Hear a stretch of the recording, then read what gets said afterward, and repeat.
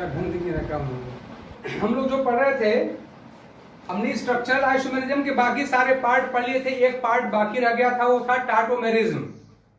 आपको याद होगा। अब देखिए टाटोमेरिज्म के लिए क्या होता है, जीओसी की सफिशिएंट नीड होती है टाटोमेरिज्म पढ़ने के लिए, और इसीलिए लोग जब आइसोमेरिज्म शुरू करते हैं तो या तो फिर टाटोमेरिज्म को बस डिफाइन करके छोड़ दिया जाए, और नहीं तो उसके पहले आपको जीओसी पढ़ना पड़ता है, स्पेशली इलेक्ट्रॉनिक डिस्प्लेसमेंट पढ़ना पड़ता है, रेजोनेंस पढ़ना होता है, एरोमेटिसिटी पढ़नी होती है। और हमने वो सारी बातें आपको पहले ही बता दिया है, इसलिए हमको पढ़ने में अब कोई प्रॉब्लम नहीं होगी। तो इस तरह से हम लोगों ने पहले ही रेजोनेंस भी पढ़ लिया है, aromatic, anti aromatic, comparative stability, averaging stability सब हम लोग जान चुके हैं, इसलिए हम लोग को पढ़ने में कोई प्रॉब्लम होने वाली नहीं है। और इसीलिए हमने वो सारे टॉपिक पहले पढ़ाए थे, बाद में आइसोमेरिज्म शुरू किया था। यही तरीका होना भी चाहिए। तो हम इस समय आपसे बात करने चल रहे हैं टाटोमेरिज्म की। टाटोमेरिज्म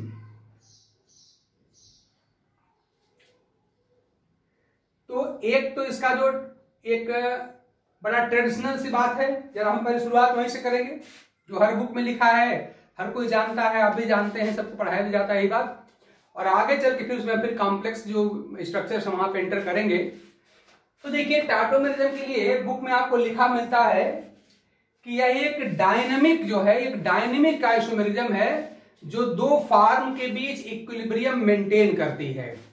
ये लिखा मिलेगा आपको कि एक डायनेमिक जो है इक्विलिब्रियम होती है जो दो फॉर्म के बीच एग्जिस्ट करती है। उसमें से एक फॉर्म को हम कहते हैं कीटो फॉर्म और एक को हम कहते हैं इनॉल फॉर्म। शुरुआत हम यहां से कर रहे हैं, लेकिन यही पूरा नहीं है, ये इनकम्प्लीट है, अधूरा है। तो चलिए शुरू में हम भी वही आधा अधूरा ही बात कर ले रहे हैं, फिर आगे चल के पूरी पिक्चर आपके सामने हम रखेंगे। तो इसलिए टाटोमेरिज्म के और भी पार्ट और भी नाम दिए गए हैं। इसको हम लोग कहते हैं, इसका एक और नाम है डायनेमिक आइसोमेरिज्म। डायनेमिक आइसोमेरिज्म भी इसी कहा जाता है। इसी को हम लोग डेस्मोट्रॉपिज्म भी कहते हैं। इसी को हम लोग डेस्मोट्रॉपिज्म भी कहते हैं। ये सब इसी के नाम हैं। और इसी को आपको बुक्स में कीटो इनॉल आइसोमेरिज्म भी लिखा मिल जाएगा।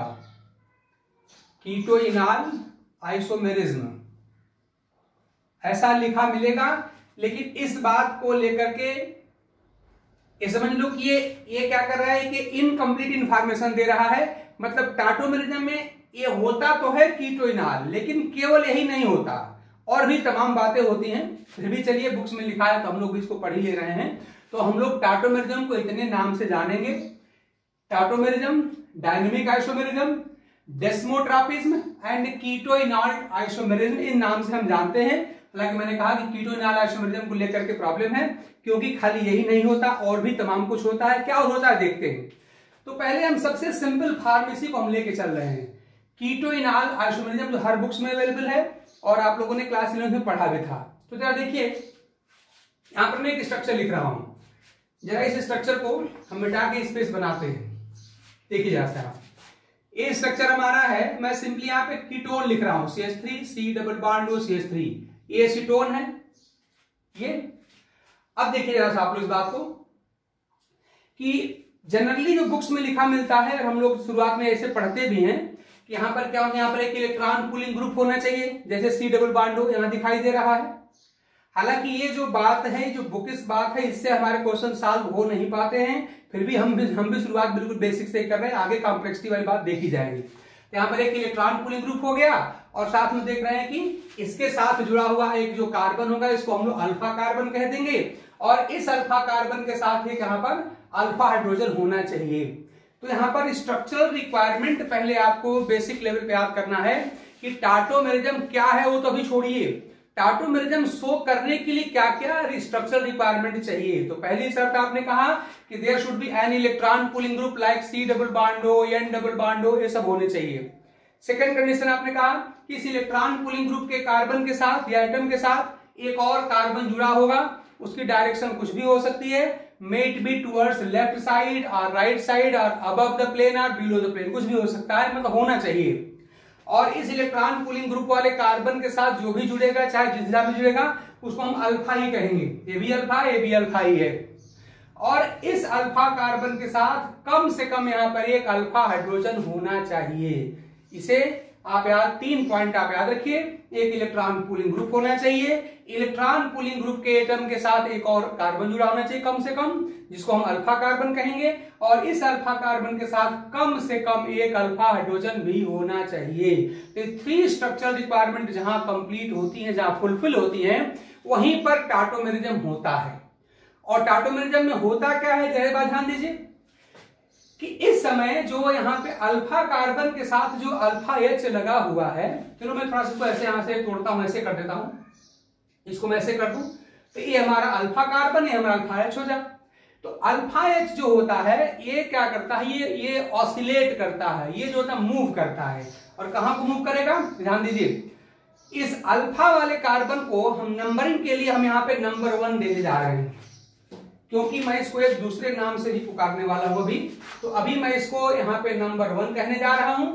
और ये जो आपका इलेक्ट्रॉन पूलिंग ग्रुप का ये जो एटम जो इस अल्फा कार्बन के साथ लगा हुआ है, इसको मैं यहाँ पे 2 कहने जा रहा हूं। और ये जो इलेक्ट्रॉन पूलिंग ग्रुप का मोर इलेक्ट्रोनेगेटिव जो एटम दिखाई पड़ रहा है, इसको मैं यहाँ पे 3 कहने जा रहा हूं। तो इसको आप लोग ऐसे 1 2 3 ये आप नाम ये नंबरिंग करना आप सीखिए, नाम दीजिए कि अल्फा कार्बन को हम लोग नंबर 1 दे देंगे, और alpha carbon electron pulling group के जिस कार्बन से लगा है उस कार्बन को या उस एटम को हम नंबर 2 दे देंगे, और इलेक्ट्रॉन पूलिंग ग्रुप के मोर इलेक्ट्रोनेगेटिव को हम लोग नंबर 3 दे देंगे। और इसमें होने क्या वाला है देखिएगा, यहां simply transfer of alpha hydrogen from first atom to third atom होता है। यानी सिंपली देखो क्या करेंगे, हम इस फर्स्ट कार्बन के एच को उठा करके इस थर्ड एटम पे हम ट्रांसफर कर देंगे। इसी बात को सिंप्लीफाइड वे में क्या कहा जाता है कि टाटोमेरिज्म में क्या होता है, तो आप कहते हैं tautomerism involves the transfer of alpha hydrogen from alpha carbon to कहां पे, more electronegative atom of electron pulling group. इतने से बात को आप एक साथ जोड़िए, क्या होता है इसमें अल्फा हाइड्रोजन का ट्रांसफर होता है। तो ट्रांसफर होता मतलब कहीं से कहीं जाता होगा, तो आगे यही जोड़ना है कि कहां से कहां जाएगा। तो इतनी बात याद रखिए कि अल्फा कार्बन से उठ करके और कहां जाएगा, तो इलेक्ट्रॉन पूलिंग ग्रुप के मोर इलेक्ट्रोनेगेटिव एटम पर जाएगा। यहीं से शुरुआत आपको करना पड़ेगा। तो हम इन तीनों को एक साथ जोड़ दे रहे हैं, तो क्या कह देंगे कि टाटोमेरिज्म क्या है कि एक ऐसी आइसोमेरिज्म है जिसमें ट्रांसफर होता है, ध्यान दिए, ट्रांसफर होता है किसका, अल्फा हाइड्रोजन का। और कहां से होता है, तो अल्फा कार्बन से होता है। और कहां को होता है, कहां जाता है, आप कहेंगे इलेक्ट्रॉन पूलिंग ग्रुप के मोर इलेक्ट्रोनेगेटिव एटम के पास जाता है। नंबरिंग आप ऐसे करना सीख लीजिए, अल्फा कार्बन को आप नंबर 1 दीजिएगा, इलेक्ट्रॉन पूलिंग ग्रुप का जो एटम जुड़ा है अल्फा कार्बन के साथ उसको आप नंबर 2 कहिए, और मोर इलेक्ट्रोनेगेटिव को आप यहाँ पर नंबर 3 कहिए। तो इसी बात को हम बदल के कह सकते हैं कि tautomerism involves the oscillation, involves the movement of alpha hydrogen between first and third atom, between first and third atom हमने कहा ऑसिलेट करता है। और ऑसिलेट का मतलब ये हुआ कि अगर 1 से थर्ड को जा सकता है तो थर्ड से 1 को भी आ सकता है, ये बात ध्यान दीजिएगा। खाली अब देखो थोड़ा करेक्शन करने जा रहा हूं, क्या बुक्स में क्या लिखा है, involves the transfer of alpha hydrogen from alpha carbon to more electronegative atom, ऐसा लिखा हुआ है। तो लग रहा है जैसे यहां से पूरा ट्रांसफर ऐसे हो जाता होगा परमानेंटली, ऐसा नहीं है। इसलिए बेटर वर्ड कौन सा है, oscillate. This alpha hydrogen oscillates between first and third position atom, first और थर्ड पोजीशन के एटम ये ऑसिलेट करता है। ऑसिलेट का मतलब हुआ कि अगर फर्स्ट से थर्ड को जा सकता है तो थर्ड से फर्स्ट को भी आ सकता है। चलिए मैं इसको फर्स्ट से थर्ड पे भेजता हूं, और ऐसा करने से हमको देखिए स्ट्रक्चर मिलने जा रही है, मैं बना रहा हूं, देखिए ध्यान दीजिए। यहां पर बच जाएगा हमारा CH2, ध्यान दीजिए यहां पर हो गया हमारा CH2। अच्छा एक बात और ध्यान दीजिए, अगर मैं इस एटम को यहां से यहां ट्रांसफर कर देता हूं तो उस कंडीशन में बैलेंसी सिस्टम डिस्टर्ब हो जाएगी। तो इस बैलेंसी को सेटिस्फाई करने के लिए इस पाई इलेक्ट्रॉन का भी ट्रांसफर हो जाता है टुवर्ड्स एटम नंबर 1, इधर की तरफ इसका पाई इलेक्ट्रॉन पेयर का ट्रांसफर भी हो जाता है। तो 2 चीजों का ट्रांसफर आप कराएंगे, एक तो अल्फा हाइड्रोजन का ट्रांसफर कराएंगे और एक यहाँ पे पाई इलेक्ट्रॉन पेयर का भी ट्रांसफर कराएंगे।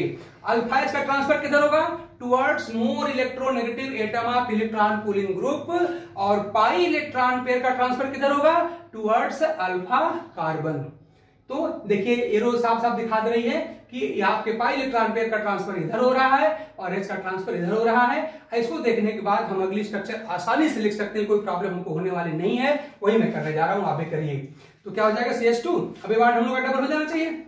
चलिए इस बॉन्ड को हम डबल कर ले रहे हैं, फिर यहाँ पे C, और अभी ये वाला बॉन्ड तो सिंगल हो जाएगा हम लोग का। तो ये हम लोग का हो गया, ये सिंगल बॉन्ड हो गया। और H जब यहां से आएगा तो यहाँ क्या हो जाएगा, यहाँ पर OH हो जाएगा और ये बॉन्ड जैसा था हमारा वैसा रह जाएगा और इस तरह से एक स्ट्रक्चर ये बन जाएगी। अब देखिए हमने जो रियल बात ये कहा कि this alpha hydrogen oscillates between first and third position atom. First और थर्ड पोजीशन एटम यहाँ पे ऑसिलेट करता है, यानी अगर फर्स्ट से थर्ड को जा सकता है तो थर्ड से फर्स्ट को भी आ सकता है। Similarly this pi electron pair also oscillate between this position and this position. तो जो आपने अभी अभी किया है तो ऐसा करने से स्ट्रक्चर मिला है, तो अब इसका उल्टा भी कर सकते हो, यानी कि आपका जो हाइड्रोजन यहाँ पे आया है दिखाई दे रहा है, तो अगर ये 1 से थर्ड को गया है तो थर्ड से 1 को भी आ सकता है। नंबरिंग जो फिर दोबारा वैसे कर लेते हैं, हम इसको पोजीशन नंबर यहाँ पे 1 दे रहे हैं, ये हमारा पोजीशन नंबर 2 है, ये पोजीशन नंबर 3 है। और ऑसिलेट का मतलब ये हुआ कि अगर ये 1 से थर्ड को जा सकता है तो थर्ड से 1 को भी आ सकता है, दोनों के बीच में ये मूव कर सकता है। तो मैंने अभी अभी फर्स्ट से थर्ड पे इसको ट्रांसफर किया है, तो अब मैं थर्ड से फर्स्ट पे लाने जा रहा हूं, मतलब मैं यहां से देखिए इसको वापस यहां पे ला दे रहा हूं। ठीक, यही बात आपने पाई बॉन्ड के लिए भी कहा है, ध्यान देना, यही बात आपने पाई बॉन्ड के लिए कहा है कि this pi electron pair oscillates between this and this position. तो अगर यहां से ट्रांसफर होकर यहां पर आई है तो सर्टेनली यहां से वापस यहां भी जा सकती है, यानी कि मैं इसको यहां से यहां भी भेज सकता हूं।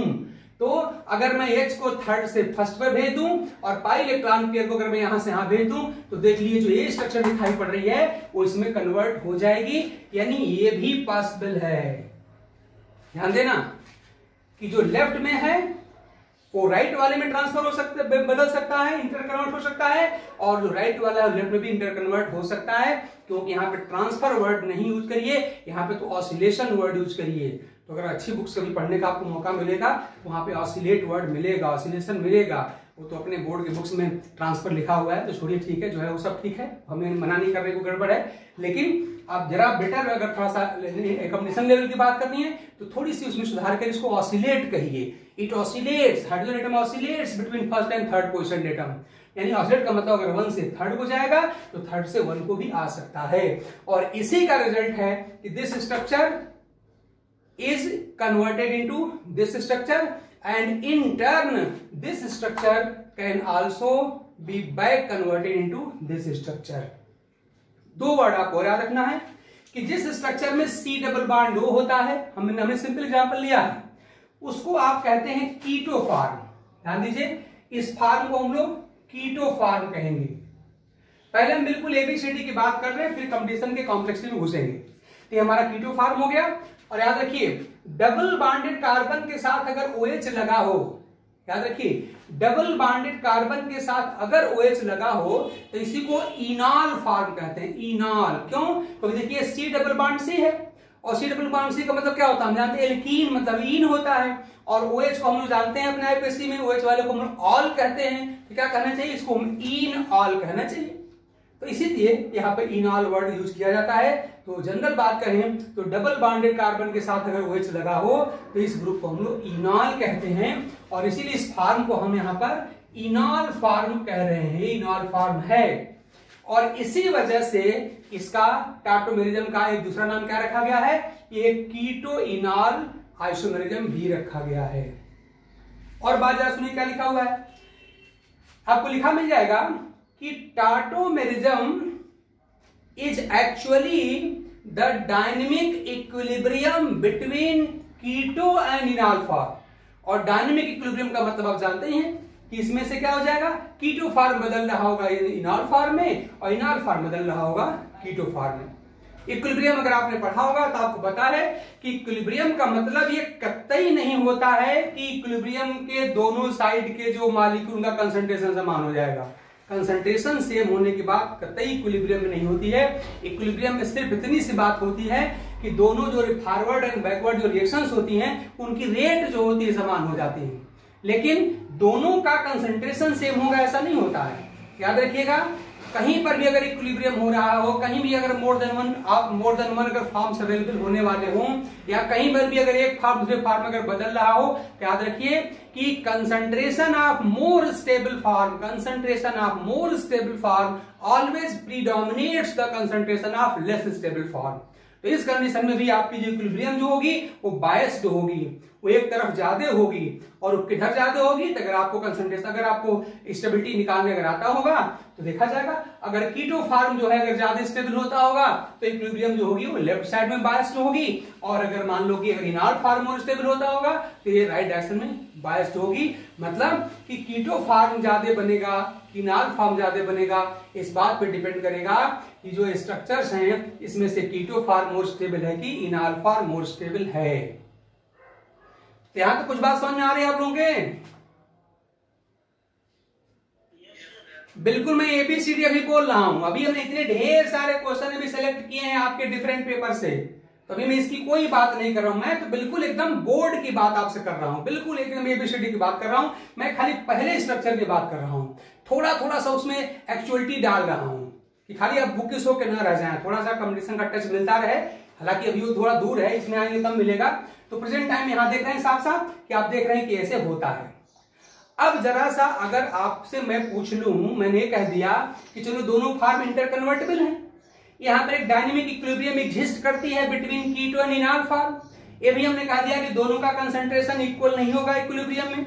इक्विलिब्रियम यहां पर बायस्ड होती है, एक तरफ ज्यादा एक तरफ कम कंसंट्रेशन पाया जाता है। तो अब आपको अगर रूल पता है कि जिस स्ट्रक्चर का स्टेबिलिटी लेवल हाई होता है वो स्ट्रक्चर अधिक अमाउंट में बनती है। इसके लिए हम लोग याद करिए, बार बार हम एक वर्ड यूज किया, कौन सा? Major product. एक है ना मेजर प्रोडक्ट। तो जिस स्ट्रक्चर की स्टेबिलिटी हाई होती है वो अधिक अमाउंट में बनता है, उसका परसेंटेज हाई होता है, उसका मेजर प्रोडक्ट कहते हैं। और जिस स्ट्रक्चर की स्टेबिलिटी कंपैरेटिवली लो होती है वो लिटिल अमाउंट में बनता है, उसे हम माइनर प्रोडक्ट कहते हैं। तो आप अपने प्रेजेंट नॉलेज का यूज करिए, स्टेबिलिटी निकालने के तमाम तरीके हमने आपको बताए हैं और आप उसमें का यूज करिए और उनको जल्दी से बताइए यहाँ पे कीटो और इनर्ट फॉर्म में कौन ज्यादा स्टेबल होगा, और जो ज्यादा स्टेबल होगा प्रेजेंट टाइम में उसी का कंसंट्रेशन हाई होगा इस इक्विलिब्रियम मिक्सचर में। जल्दी बोलो। कीटो फॉर्म ज्यादा स्टेबल होगा देन इनर्ट फॉर्म। रीजन बताओ। अल्फा हाइड्रोजन ज्यादा है, बताइए भाई, यही सही है? ये कह रहे हैं कि अल्फा हाइड्रोजन ज्यादा हैं यहां पे। ये अल्फा हाइड्रोजन यहाँ पे 3 + 3 6 है यहाँ पर, और इसमें आप कह रहे हैं कि यहां तो अल्फा हाइड्रोजन यहां पर केवल 3 है, यही कह रहे हैं ना आप? तो अल्फा हाइड्रोजन का हेल्प लेके हालांकि बात किया तो जा सकता है। हाँ बताइए। हाँ बोलिए।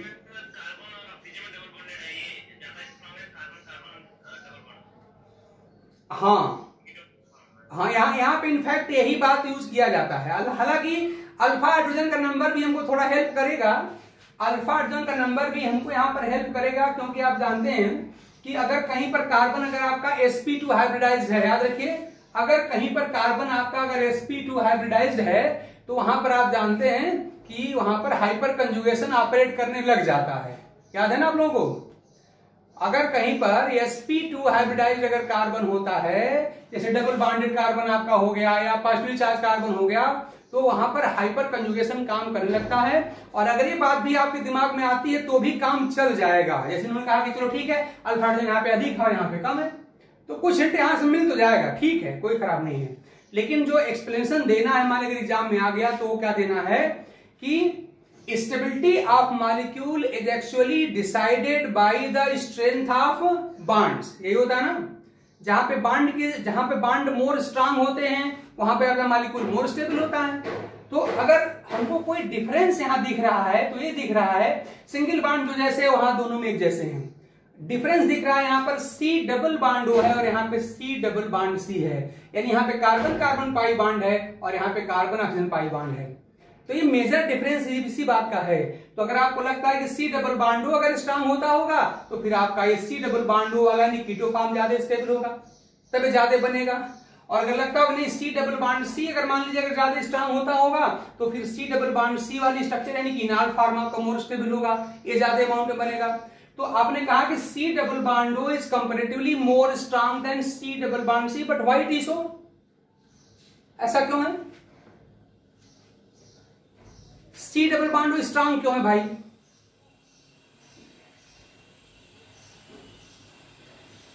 बॉन्ड की स्ट्रेंथ याद करिए, बॉन्ड की स्ट्रेंथ कई बातों पे डिपेंड करती है, जिसमें से एक बात था बॉन्ड का साइज। याद करो, बॉन्ड की साइज याद है, और बॉन्ड की साइज का बॉन्ड की स्ट्रेंथ से होता है इनवर्स रिलेशन। ये भी आपको याद है कि जब बॉन्ड स्मॉलर होते हैं तो वो स्ट्रांगर होते हैं, बॉन्ड की स्ट्रेंथ जब कम, सॉरी बॉन्ड की लेंथ जब कम होती है तो उनकी स्ट्रेंथ अधिक होती है। तो अब बस यही देखना है कि सी डबल बॉन्ड वो छोटा बॉन्ड होगा कि सी डबल बॉन्ड सी छोटा बॉन्ड होगा। जो छोटा होगा वही स्ट्रांग होगा।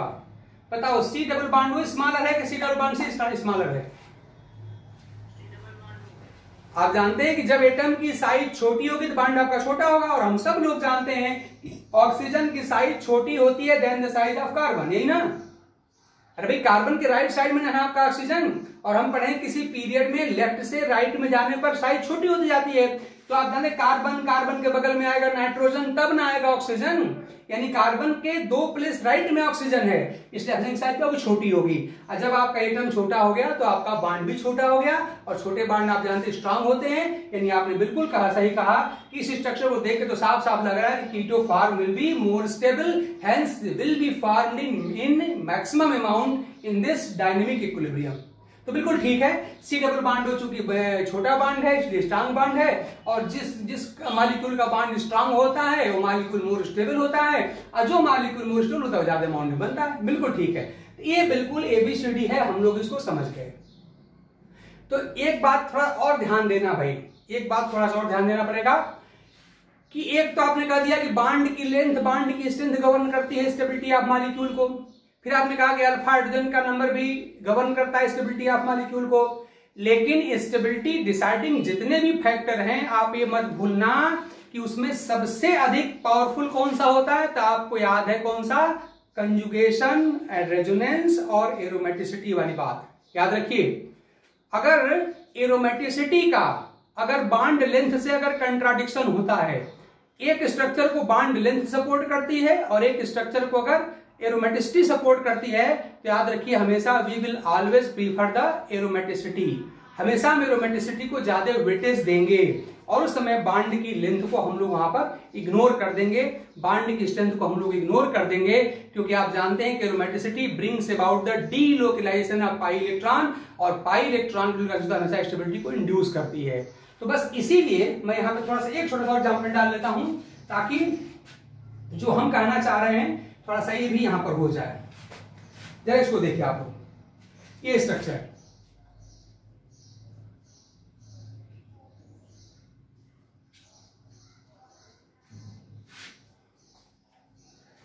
इसका हम लोग बना सकते हैं ना इनाल फॉर्म। देखिए आपका सी डबल बॉन्ड हो गया, इलेक्ट्रॉन पुलिंग ग्रुप हो गया, इसके बगल वाला कार्बन, ध्यान देना इसके बगल वाले कार्बन आपका अल्फा होगा और ये वाला कार्बन भी अल्फा होगा। तो इस तरह से अल्फा वाले को हम लोग क्या करते हैं, हम लोग जनरली नंबर 1 दे देते हैं, तो हमारा नंबर 1 हो गया, ये हमारा नंबर 2 हो गया, हमारा नंबर 3 एटम हो गया। और हम डिफिनेशन में ही कह रहे हैं कि tautomerism involves the oscillation of hydrogen atom between position number 1 and position number 3, इसके बीच यहां पर होगा ऑसिलेशन। या अगर और सामान्य बुकिश लैंग्वेज में अगर बात कर देंगे तो हम कह देंगे कि tautomerism involves the transfer of this alpha hydrogen to more electronegative atom of electron pulling group. दोनों बात ठीक है, चलो हम पहले बुकिश बात ही कर लेते हैं कि आपको क्या फर्क पड़ता। तो इसका मतलब देखिए यहाँ पर आपका अल्फा कार्बन है, और इस अल्फा कार्बन के पास आप देख रहे हैं कि यहाँ पे दो यहाँ पर हाइड्रोजन होंगे ही होंगे, दो हाइड्रोजन होंगे, या आपका अल्फा कार्बन हो जाएगा, भी आपका अल्फा कार्बन हो जाएगा। तो इस तरह से हम देख रहे हैं कि अल्फा कार्बन भी यहाँ पर है और दोनों के पास अल्फा हाइड्रोजन भी है। तब यहाँ पे दो बात एक साथ आती है, ध्यान देना कि मुझे यहाँ पे अब दो स्ट्रक्चर बनती दिख रही है। स्ट्रक्चर बनाएंगे कैसे, तो आप कहेंगे कि अल्फा हाइड्रोजन को हम इस O के ऊपर ट्रांसफर करेंगे, यही करने वाले हैं हम। तो अल्फा हाइड्रोजन इसके पास भी है और अल्फा हाइड्रोजन इसके पास भी है, ठीक। चलो इसको मैं थोड़े समय के लिए अल्फा 1 और अल्फा 2 कहने जा रहा हूं, ध्यान दो, इसे मैं अल्फा 1 कहने जा रहा हूं और इसको मैं अल्फा 2 कहने जा रहा हूं। अब देखिए इसके पास भी है, मत भूलिए इसके पास भी H है भाई, ध्यान दीजिए। तो C डबल बॉन्ड O के साथ लगा कार्बन आपका अल्फा होता है, तो इसके राइट में भी अल्फा है, लेफ्ट में भी अल्फा है। इस अल्फा के पास आप देख रहे हैं ये जो हमको यहाँ पर अल्फा दिखाई दे रहा है ये, तो ये हमारा, इसको मैंने अल्फा 2 कह दिया, इसको आपने अल्फा 1 कह दिया। तो पहले तो जरा हमको ये बता दो कि इस अल्फा 1 और अल्फा 2 दोनों अपने एच को ट्रांसफर करेंगे O के ऊपर, तो कंपैरेटिविटी यहां की बात आएगी, यहां पे कंपैरेटिव ट्रांसफर की बात होगी। तो जरा बताओ कि किसका हाइड्रोजन मोर इजिली ट्रांसफरेबल है to oxygen of C double bond O group? Alpha 1 का क्यों? अल्फा 1 का क्यों? जल्दी बोलो, अल्फा 1 का क्यों? अल्फा 1 का क्यों भाई? बोलिए।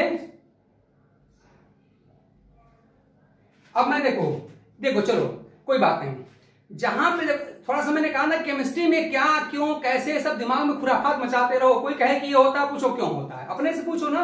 जब तुमने कह दिया कि दो यहां पे हैं तो क्यों इसका ट्रांसफर हो जाएगा? तो देखो सिंपली हमें क्या करना है, आप ये दोनों काम करा दो। एक बार अल्फा 1 का ट्रांसफर करा के स्ट्रक्चर अपने बना लो, और एक बार अल्फा 2 का यहां पर ट्रांसफर करके स्ट्रक्चर बना लो। दोनों बना लेते हैं, और जब दोनों स्ट्रक्चर बन जाएंगे तो रीजन हमको दिखने लगेगा। ठीक, तो चलिए मैं पहले यहां पे क्या करने जा रहा हूं, पहले मैं अल्फा 1 के एच को यहां पे ट्रांसफर करता हूं। तो हमारा देखिए क्या बनने वाला है साफ साफ। तो अगर मैं अपने अल्फा एच के अगर वो को मैं यहां ट्रांसफर करता हूं तो ये हमारा देखिए OH हो जाएगा, और साथ में आप करिए स्पाई इलेक्ट्रॉन का भी तो ट्रांसफर यहां पर हो जाएगा। क्यों? हमको दोनों एक साथ करना है ना, मैं पहले बता चुका हूं, दो काम होने वाला है। अल्फा एच का ट्रांसफर होगा to more electronegative atom of electron pulling group, और साइमल्टेनियसली और क्या होने वाला है कि पाई इलेक्ट्रॉन पेयर का भी ट्रांसफर होगा टुवर्ड्स अल्फा कार्बन। ये दोनों काम एक साथ करना है। ये ऊपर की रो आपको साफ साफ दिख रही है। चलिए एच को हमने यहां से यहां ट्रांसफर किया, तो पाई को हम यहां से यहां ट्रांसफर करेंगे। और अगर मैंने इसे किया तो याद रखिए मेरी स्ट्रक्चर क्या बनने जा रही है, ध्यान दीजिएगा। तो ये स्ट्रक्चर हम लोगों को मिलने जा रही है, ये हम लोगों का क्या बचेगा, CH खाली बच जाएगा अब ना, तो यानी ये बांड हम लोग का डबल हो जाएगा, ये बांड यह वाला बांड हम लोग का सिंगल हो जाएगा, और यहां पे जब H जाएगा तो ये वाला ग्रुप हमारा OH हो जाएगा, और ये जैसा था वैसे ही रह जाएगा, एक स्ट्रक्चर ये बन जाएगी। क्लियर है ना? तो अल्फा 1 के H को ट्रांसफर करने से हमको ये स्ट्रक्चर मिली। चलिए अब बिल्कुल यही काम हम इस अल्फा 2 के H से करते हैं। तो चलो इसी को मैं फिर दोबारा मैं लिख ले रहा हूं, इसी स्ट्रक्चर को मैं फिर जरा दोबारा लिखता हूं ताकि हाथ पहुंच ना हो। तो इसी को मैं फिर दोबारा यहां पे लिखने जा रहा हूं, और हमारी स्ट्रक्चर ये है, ये हमारा H है, ये इसी को दोबारा लिख दिया। अब मैं यहां के H को यहां से यहां ट्रांसफर करने जा रहा हूं। ध्यान दीजिए, जो आपके पास दो अल्फा थे, अल्फा 1 अल्फा 2, अल्फा 1 का तो आपने ट्रांसफर करके स्ट्रक्चर बना लिया। अब मैं इस अल्फा 2, चलो मैं इसको अगर मैं लिख देता हूं, ये हमारा अल्फा 1 है और ये हमारा अल्फा 2 है। तो अब मैं अल्फा 2 के हाइड्रोजन को उस O पे ट्रांसफर करने जा रहा हूं। तो अगर अल्फा H का ट्रांसफर इधर होगा